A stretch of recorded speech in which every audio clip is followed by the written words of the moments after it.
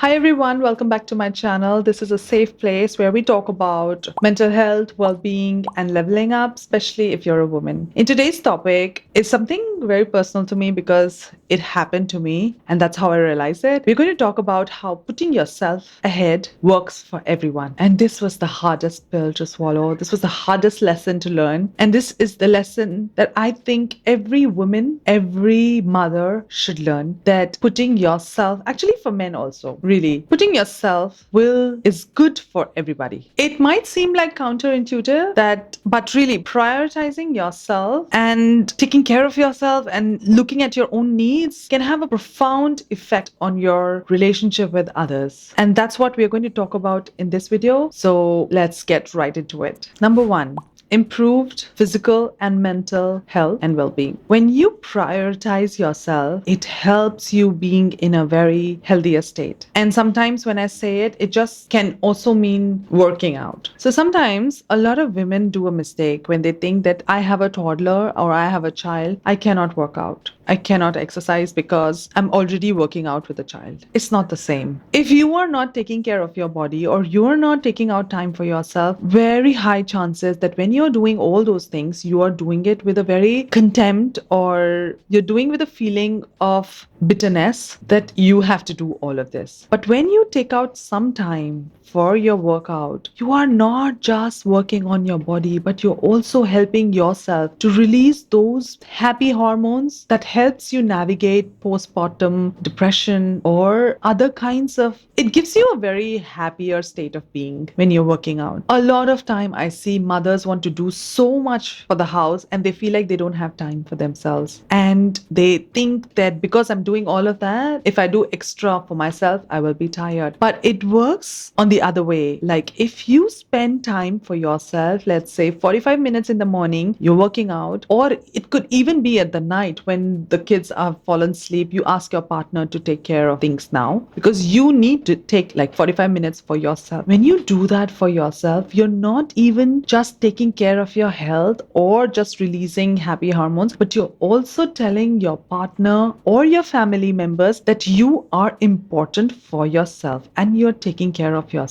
And this is not applicable for those people who are already taking care of themselves and only focusing on their own needs. This is for those people who just keep doing things for others. It's for those people who are always putting others' needs ahead of themselves. Number two, emotional availability. When you put yourself or prioritize yourself, you're presenting more yourself with the people around you with more emotional availability. And how this manifests is, for example, in your family, let's say there are children and you are just drained because you're just trying to take care of them. This has been my own personal experience that I pour in myself. I pour the love in myself and that love spills over to everybody. I don't feel that bitterness that I am doing so much for others and nobody is doing that for me because I do it for myself. I don't wait for anybody else. And then my relationship with children, family, people, work, everything changes accordingly. You are more emotionally available because you have taken care of your emotions well. So when you're building up a good relationship with yourself and then when you interact with people, you come to them or you present yourself with a more calmer state, more giving state, because you're already giving yourself a lot. You don't feel that bitterness that I'm doing so much for others. So coincides with the boundary thing that when you take care of yourself, you hear your needs. So like your friend says that we have to go somewhere or we're having a party, but your body is resisting. It's a sign that you want to rest. You don't want to do things just because of formality, because if you keep doing that, it's going to drain you. And then eventually you will have this core belief build up that you are constantly doing things for others and nobody does it for you. And while you're doing all these things for others, they have no idea that you're making a sacrifice. They have absolutely no idea that you have made a sacrifice. To them, they think that they had an event or they have a gathering and you wanted to be, and they asked you, you wanted to be. So it's like a win-win for everyone. But when you tell them that, okay, I can go for these two events, but I cannot go for this one because I'm very tired. I have an early morning tomorrow, or, whatever is your true need. If you express it in a more healthy way, prioritizing yourself, trust me, it works best for both the parties because here the other person is understanding. And usually, people who think that they are givers, they forget that other people are capable of handling rejection and they're capable of handling no. Because you want to save yourself from saying no to other people because they want to protect them from feeling bad, you end up hurting both sides, them and yourself. You are not taking care of yourself and your need. You're not listening to your needs, and you are obliging them for something they don't even know. They don't know that you didn't want to come. Number 3, lead by example. And by this, I mean that when you start doing things for yourself, you also set an example for other people. And that's how it helps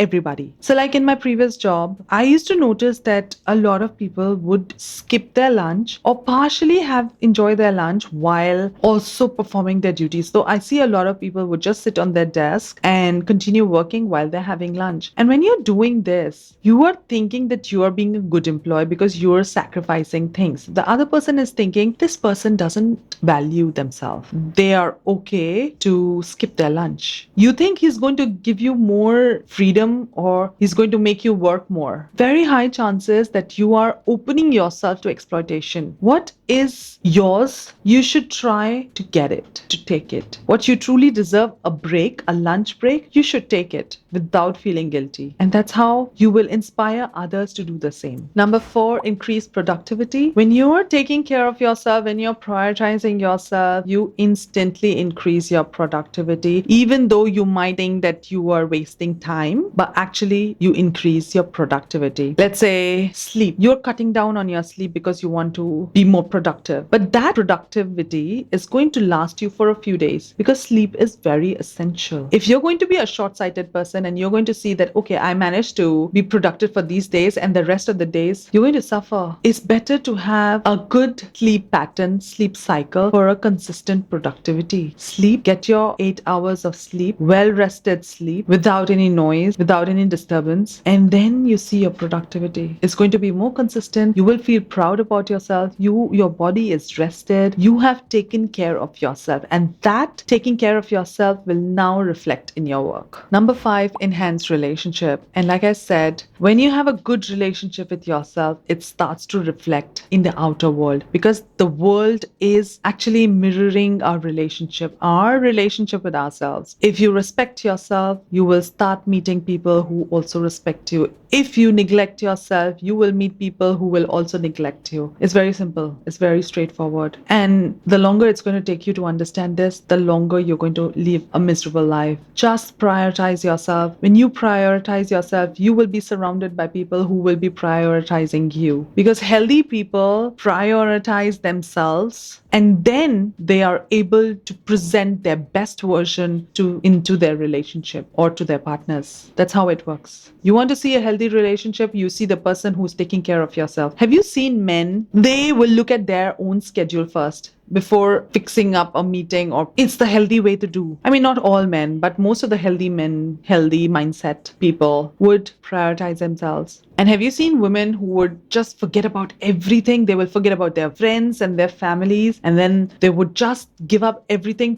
because they have a boyfriend in their lives. And that's a very unhealthy trait. And this will lead you to a relationship where you are not prioritized. I'm telling you, if you want a relationship where you are prioritized, you have to prioritize yourself first. When you fill yourself, you are able to fill others. Because when you are content, when you're happy, you come in front of those relationships, you present yourself in a very present manner. You are able to give your 100% attention to that relationship. You're able to listen to that person. You're able to be there for that person instead of just forcing yourself to be there.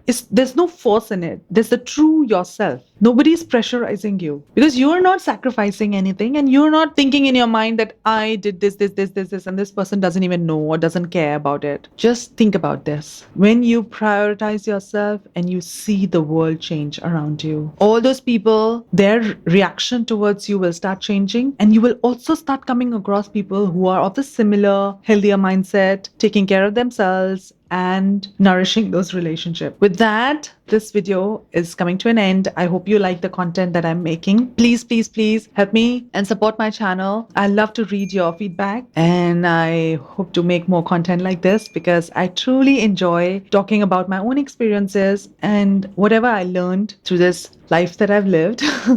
And I hope I can inspire people. And thank you so much for watching, and like and subscribe my channel for more such content. Thank you so much. Bye bye.